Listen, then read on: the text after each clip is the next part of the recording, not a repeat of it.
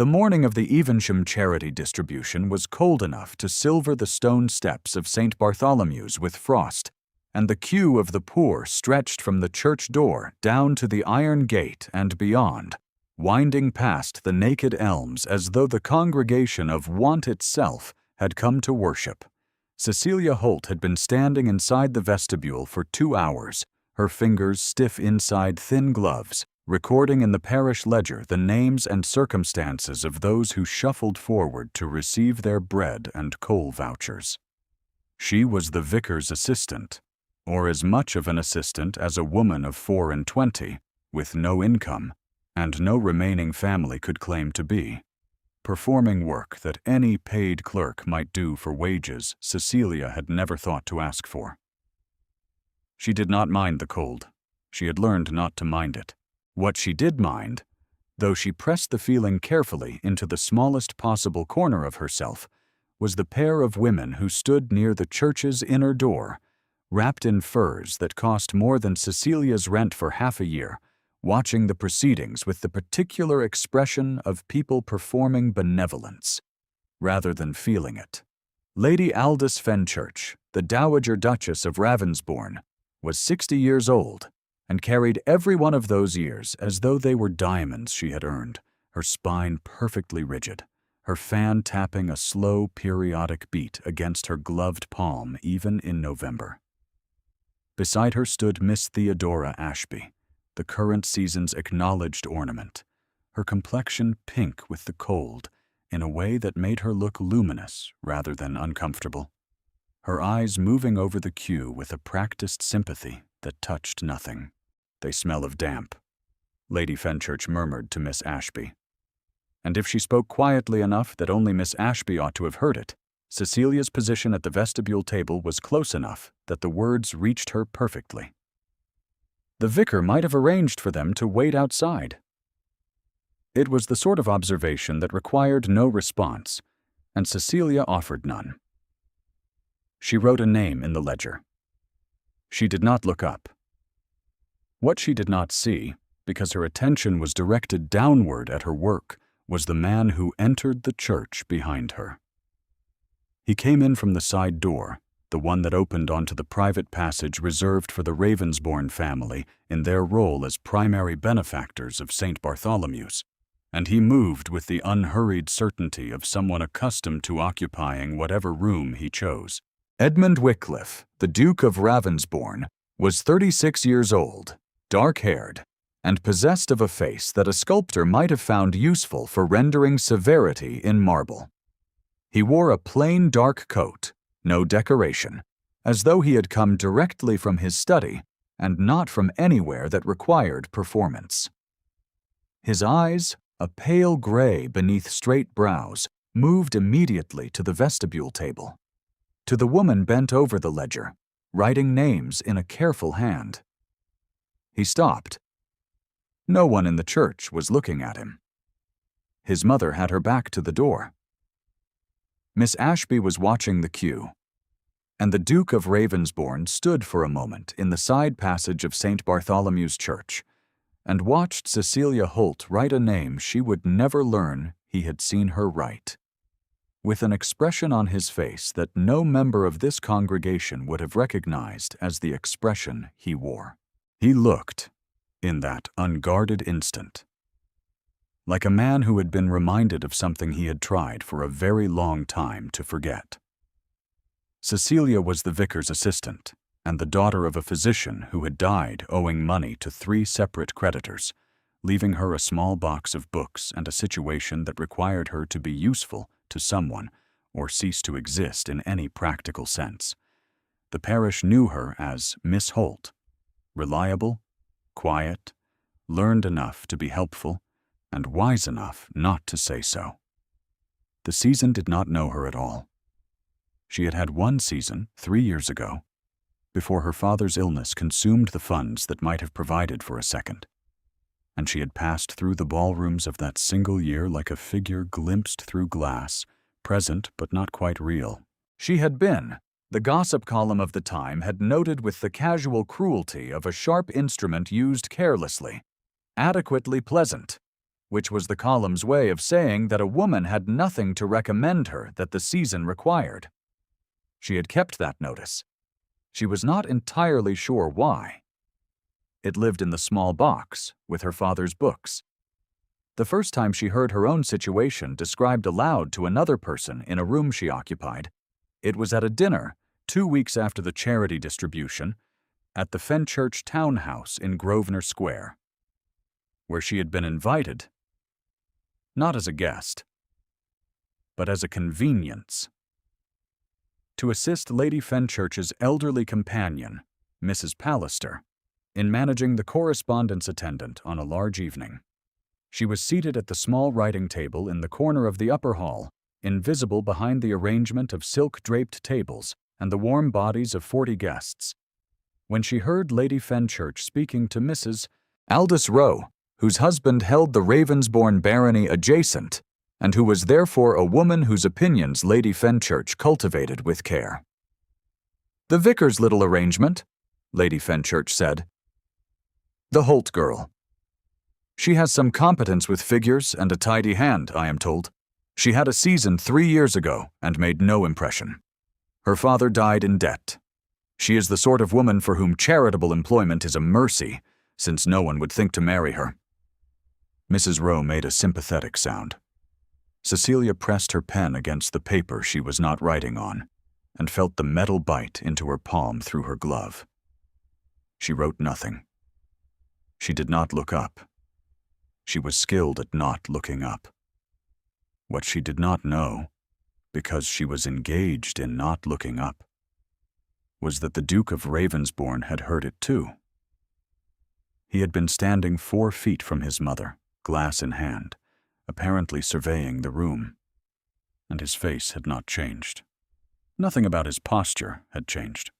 His hand, the one that was not holding the glass, closed into a fist at his side, and opened again, and closed, very slowly. She did not know this. She would not have believed it if she had been told. The evening proceeded. Cecilia worked. She sealed 12 letters and addressed 14 envelopes, and helped Mrs. Pallister locate a missing calling card.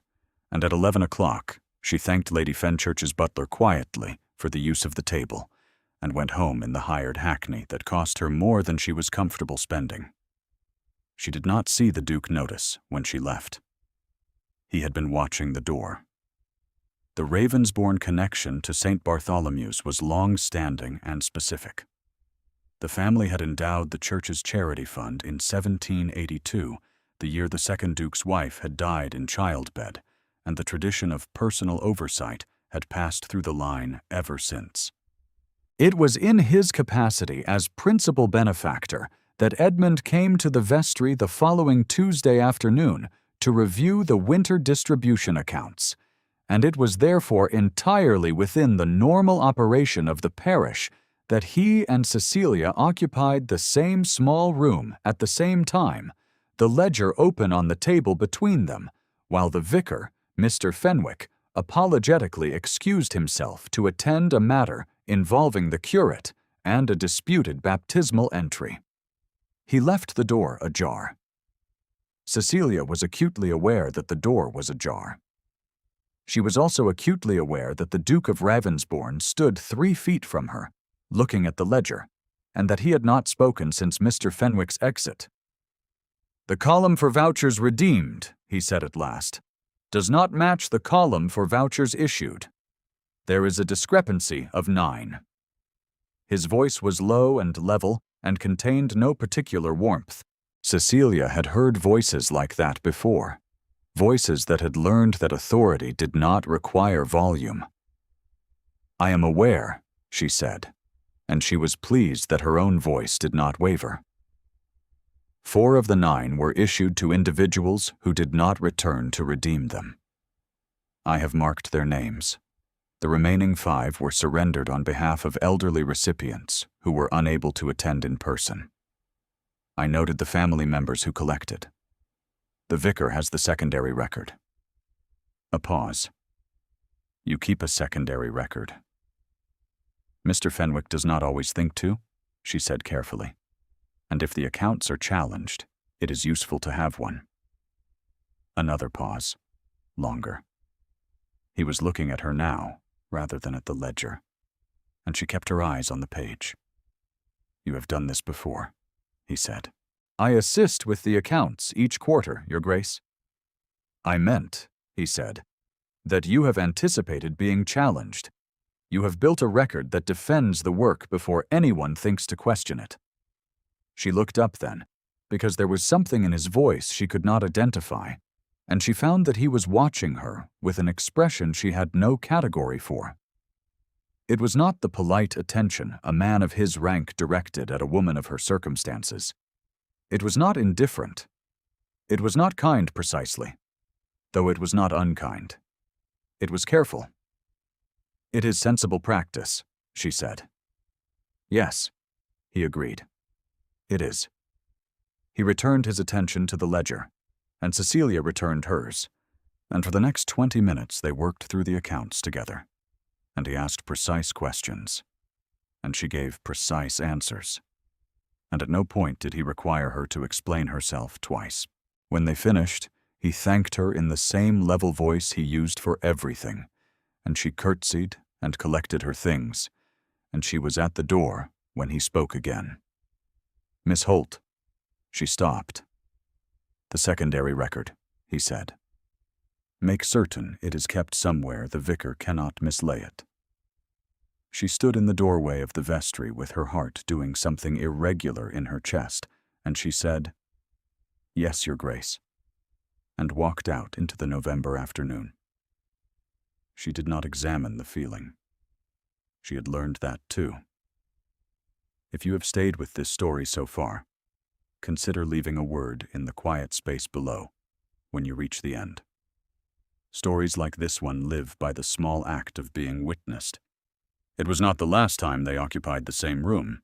The nature of the Ravensbourne benefaction, and the nature of Cecilia's work for the parish, and the particular shape of that winter in London, all conspired to place them in proximity with a frequency that could not be accounted for by coincidence, but that neither of them named.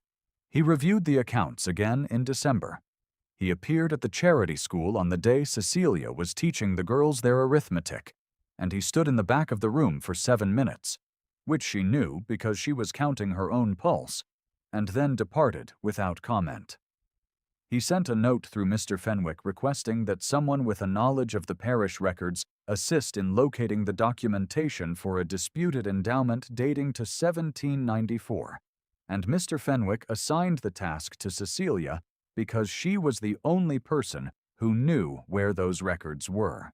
She spent 3 afternoons in the Ravensbourne Library at the townhouse on Grosvenor Square. It was a room she would carry with her afterward the way she carried the small box with her father's books, in the way that things you have no right to keep are kept most carefully. Floor-to-ceiling shelves of dark wood, firelight catching the spines, a long table with a leather surface worn soft by decades of use. The Duke worked at the far end of the table on his own correspondence while she worked at the near end with the records, and they did not speak for long stretches at a time, and the silence between them was the particular silence of 2 people who are thinking more carefully than they are saying.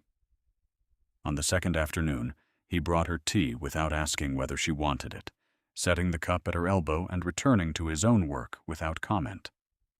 She drank it and said nothing. On the third afternoon, the disputed endowment notation emerged from a bundle of water-damaged documents she had been examining for an hour, and she said, "Here." And he crossed the room and stood beside her to look. And she was aware of the precise warmth of a person standing very close, his shoulder a fraction from hers, both of them bent over a piece of paper that had been waiting to be found for 29 years. "You have a gift," he said, "for finding what is hidden." He was looking at the document.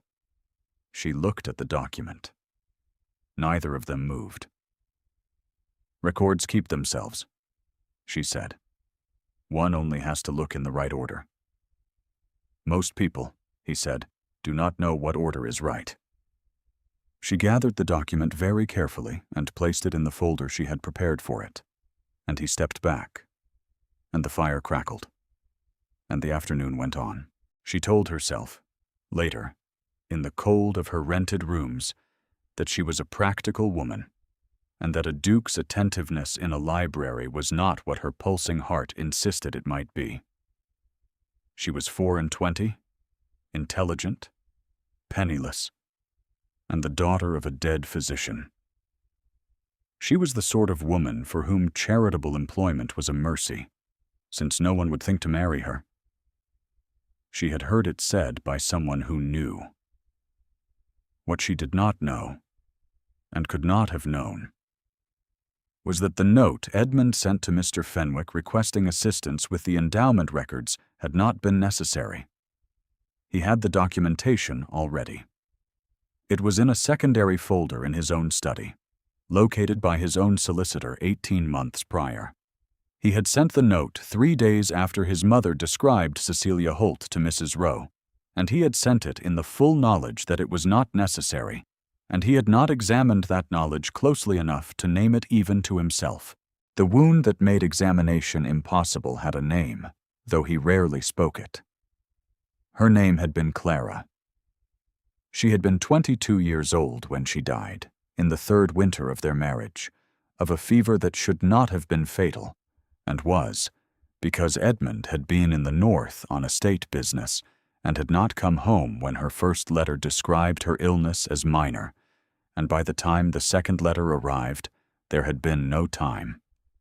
He had lived with the arithmetic of those 10 days for 4 years. He had not forgiven the calculation. He had told no one this. It was not the kind of thing he told. The portrait of Clara was in the east corridor of the country house at Ravensbourne, where the light from the long windows fell across it in the afternoons and made her look alive in a way that was either a comfort or the cruelest kind of cruelty, depending on the day and the weather and the degree to which Edmund had slept. He visited the house in the summers.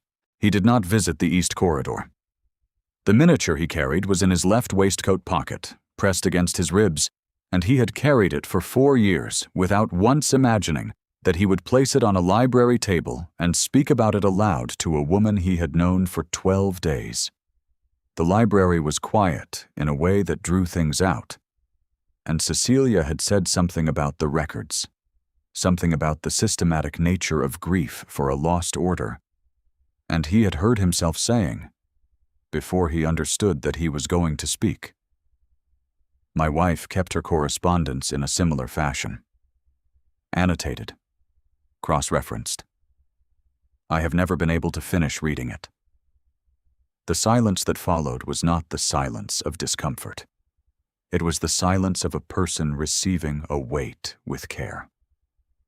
Have you tried? Cecilia said at last, to begin at the end, rather than the beginning. He looked at her.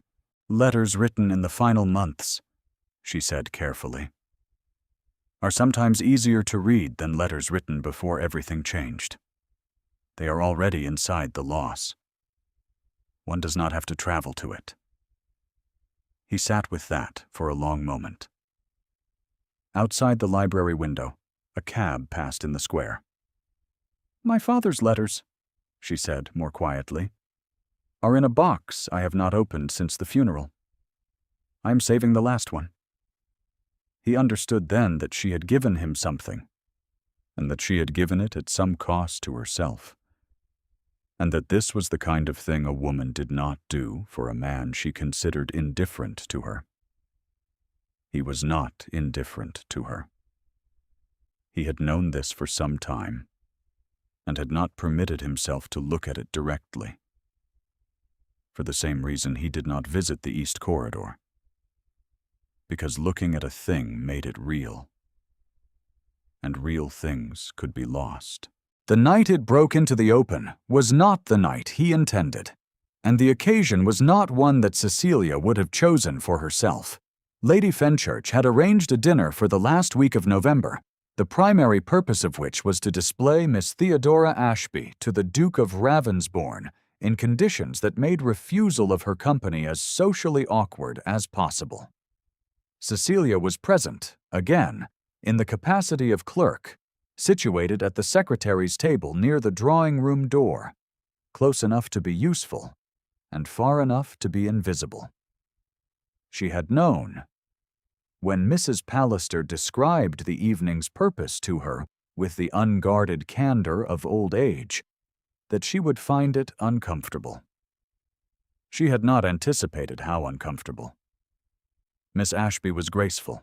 She was witty in the careful manner that society required, and her gown was pale blue silk that moved like water, and her mother's pearls were genuinely lovely at her throat, and when she laughed at exactly the right moment, and not a moment before.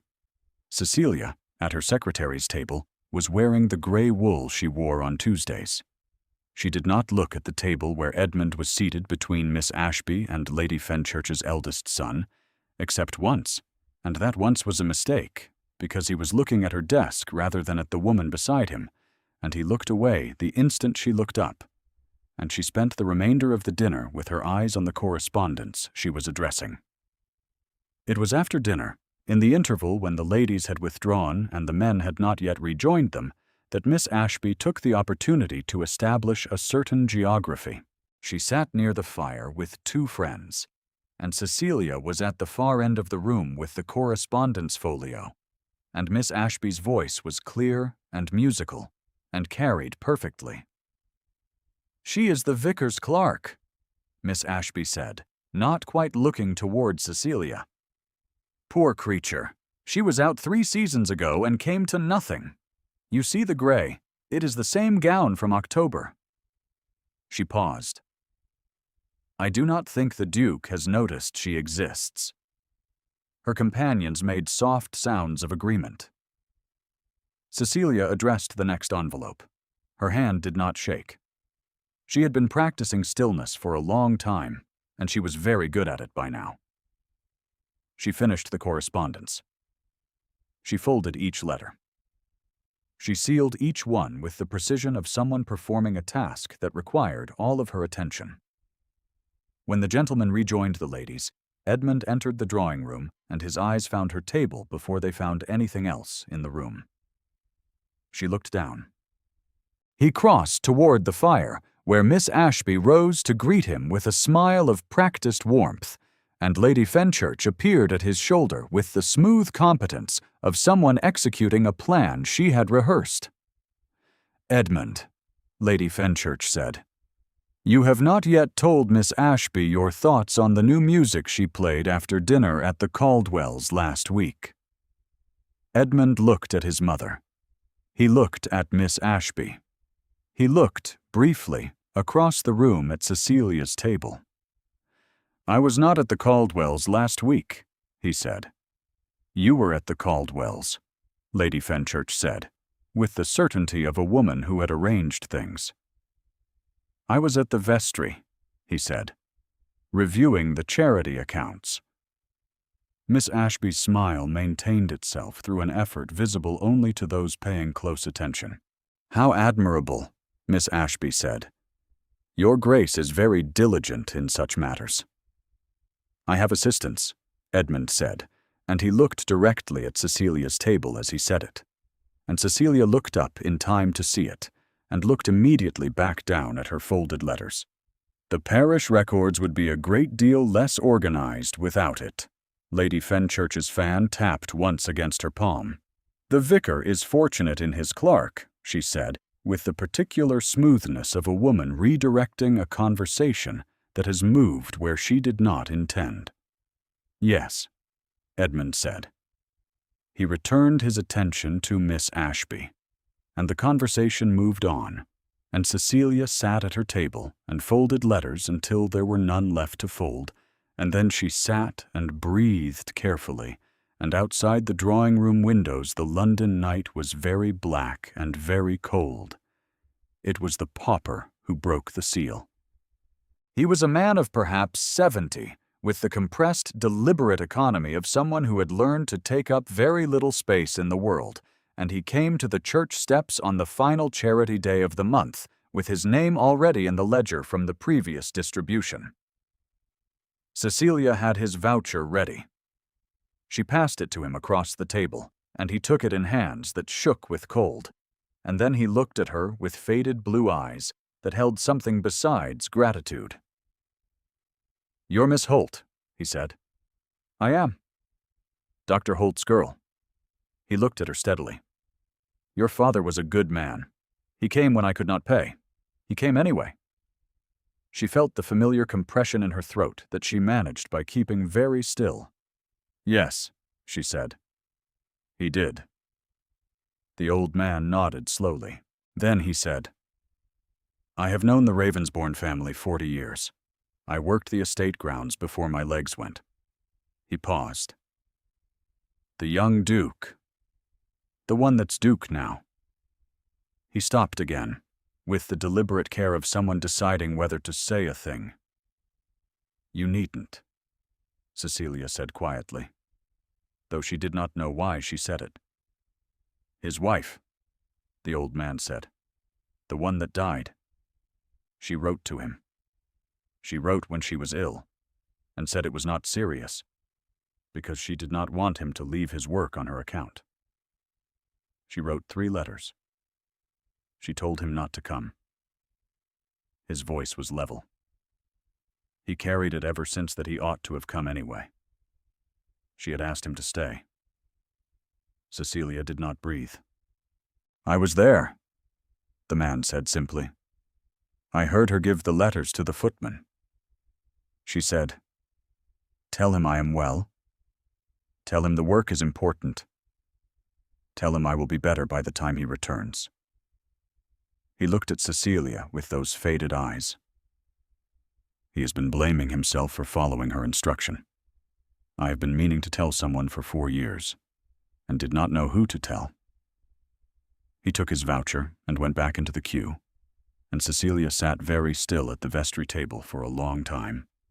She did not know then what she was going to do with the knowledge she had just been given. It was not hers to carry. It was not hers to give.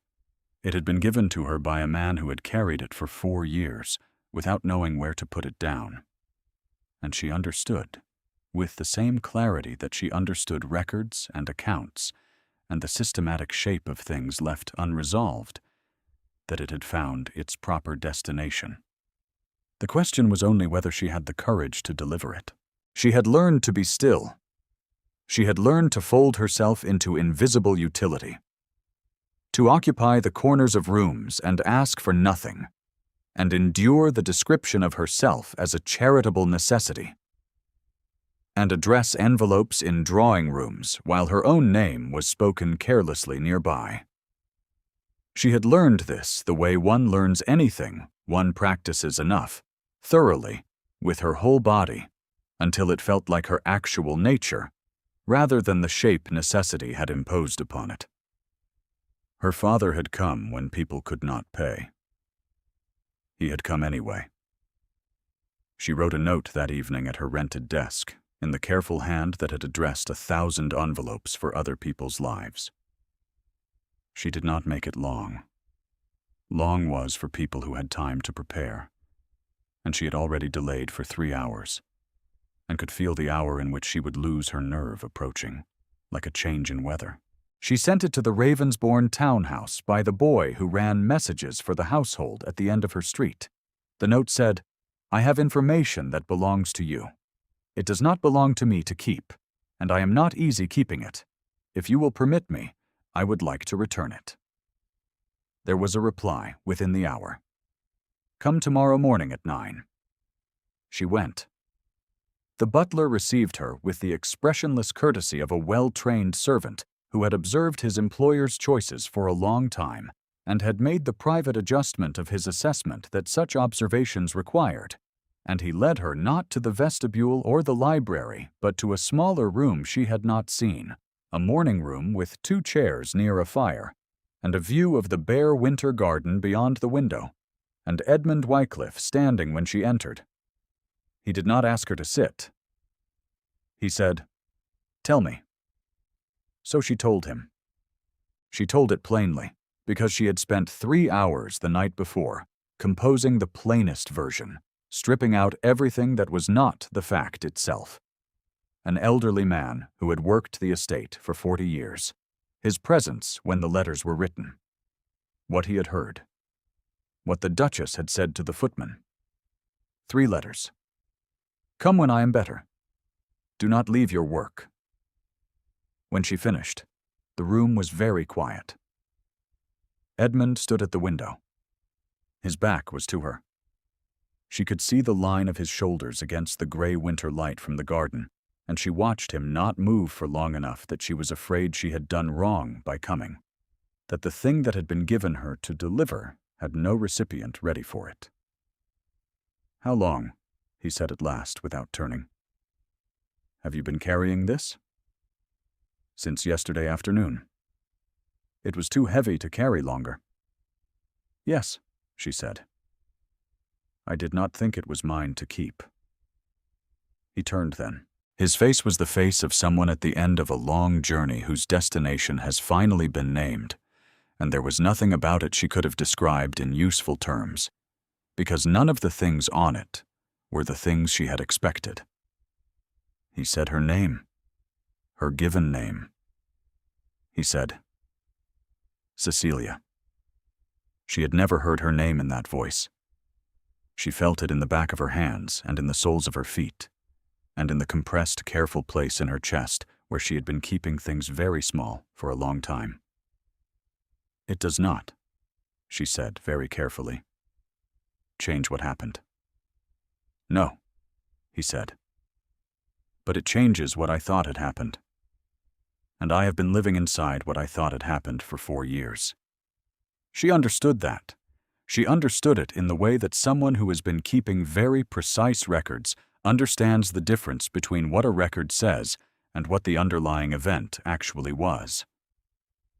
All this time he had been reading the wrong document. He crossed the room. He stopped at a distance that propriety barely permitted, and was close enough that she could see the gray in his eyes was not uniform, but light at the center. And she was aware of her own heartbeat with an acuity that was almost embarrassing. I have been, he said carefully, looking for a reason not to do something for 3 months. She waited. I have been looking for it without success, he said. She said, Your Grace, because she needed to say something, and that was all that came. Edmund, he said. I would prefer Edmund. She breathed. She said, Edmund? And the word was strange and new in her mouth, and he watched her say it with an attention that she felt across the entire surface of her skin. What followed was not immediate. He was not the kind of man who moved immediately from the naming of a thing to the doing of it. He was the kind of man who was deliberate, who thought in terms of accounts and secondary records, and the systematic shape of what was real before he committed. She was glad of it. She needed the time herself. Lady Fenchurch chose her moment 3 days later, which suggested she had been watching with more attention than her placid expression conveyed. She arrived at the vestry while Cecilia was working alone, the vicar having gone to attend a death in the parish, and she sat in the chair across the table with the proprietary ease of a woman in a room she considered an extension of her own influence. My son, she said without preamble, is not a practical man in some respects, for all that he appears to be. Cecilia continued writing. Your Grace is welcome to leave a message for Mr. Fenwick. I am speaking to you, Lady Fenchurch said with a precision that contained no hostility but considerable weight. He will do something inconvenient. I should prefer he did not. She paused. You are a sensible woman. You understand the importance of position. I understand a great deal about position, Cecilia said. She put her pen down and looked at the Dowager Duchess, including that the position one occupies does not determine the quality of one's judgment. A silence. You are suggesting, Lady Fenchurch said slowly, that mine requires examination. I am suggesting, Cecilia said, that the people who have described me to you as a charitable necessity have provided you with an incomplete account. I am not asking you to revise the account. I am only naming it. Lady Fenchurch looked at her for a long time. The fan was still. She said, "You are not afraid of me." "I am not," Cecilia said, without fear. "I have been afraid of other things for long enough that your disapproval has become a manageable quantity." Something shifted in the older woman's face. It was not warmth, exactly, but it was the absence of the calculation that had been there before, and Cecilia, who was good at reading records, understood it as a form of concession. "He is stubborn," Lady Fenchurch said after a pause. "He has always been stubborn." "Yes," Cecilia agreed. "I think that is likely." The Dowager Duchess rose. She looked at Cecilia for another moment, with the expression of a woman who is revising a ledger entry and is not entirely pleased with the correction, but is too honest to leave it wrong. "Good morning, Miss Holt," she said. "Good morning, Your Grace," Cecilia said. When she had gone, Cecilia sat in the empty vestry for a moment with her hands still on the table, listening to the specific quiet of a room in which the thing that needed to be said had been said, and found that she was breathing more easily than she had in several weeks. The following Sunday, Edmund arrived at St. Bartholomew's before the service, rather than after it, which was not his habit, and he stood at the door of the vestry where Cecilia was preparing the morning's distribution list, and he said, "Walk with me." She put down her pen and walked with him. They went through the side gate and into the churchyard, where the frost had given way to a pale winter sun that offered light without warmth, and the bare elms stood along the path in the particular stillness of trees that have given up everything unnecessary and are waiting. He did not speak immediately. She did not fill the silence. They walked the path to the far end of the yard, where the oldest graves were, and stopped at the iron railing that separated the old ground from the lane beyond.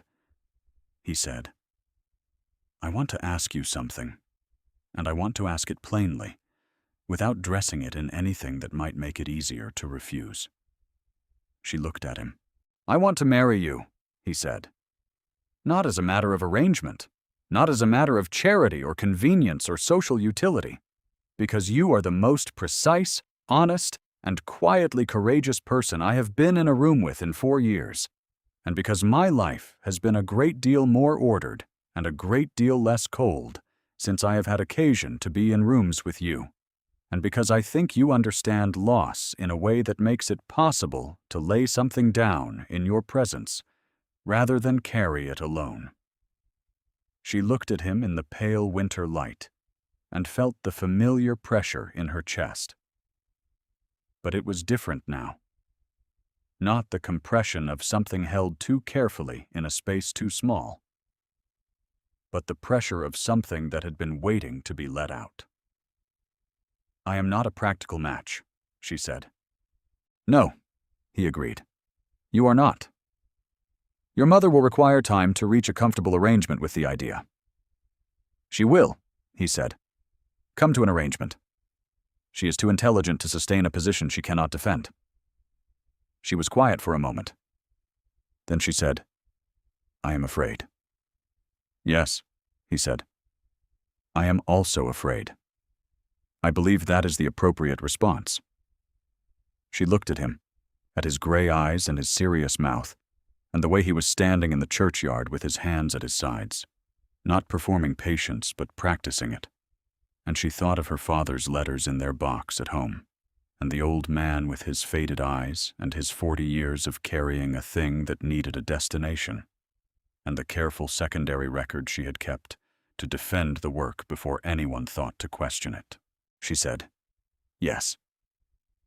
He let out a breath that was visible in the cold air, and she watched it dissipate against the winter morning, and neither of them moved for a moment, simply standing in the presence of the thing that had just become real. Then he offered his arm, properly, in the way of the period, and she took it, and they walked back along the path toward the church. Miss Theodora Ashby was in the nave when they returned, on her mother's arm.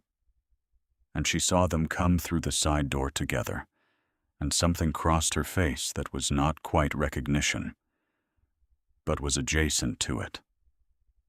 The particular expression of a woman who has understood a situation she had not previously considered as available to be understood. She turned away without speaking. It was enough.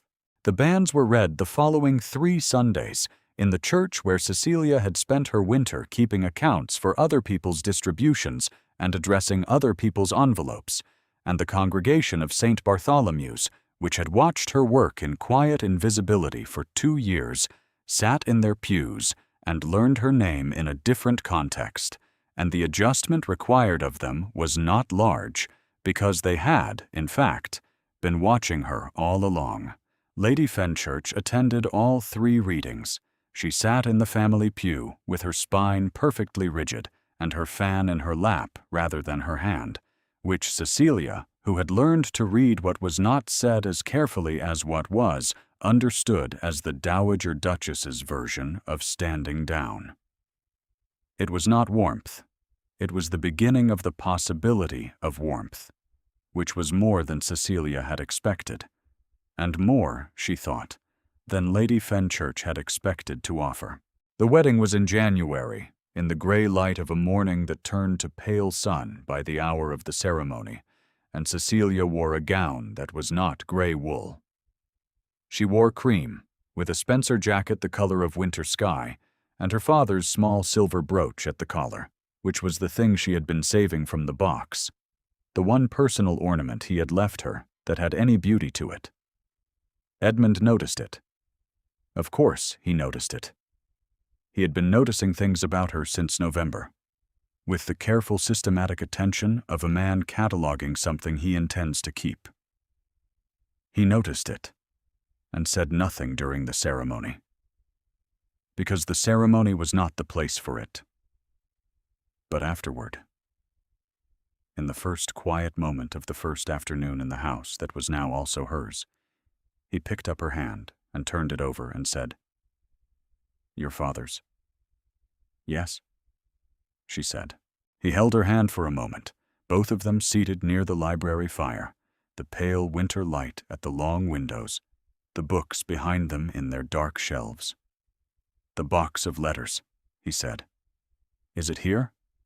"It is." "When you are ready," he said, "I would sit with you while you read the last one." She looked at him and felt the place in her chest that had been kept very small and very still for a very long time, open slowly, like a window, long shut being tried in its frame. "I think," she said, "I may be ready soon." Outside the library window, the first snow of January had begun to fall on the Grosvenor Square garden, soft and indifferent, covering the bare ground with the clean indifference of something that did not know or care what it covered, only that it fell. The fire crackled. The snow fell. Edmund held her hand. She had been keeping accounts for other people long enough.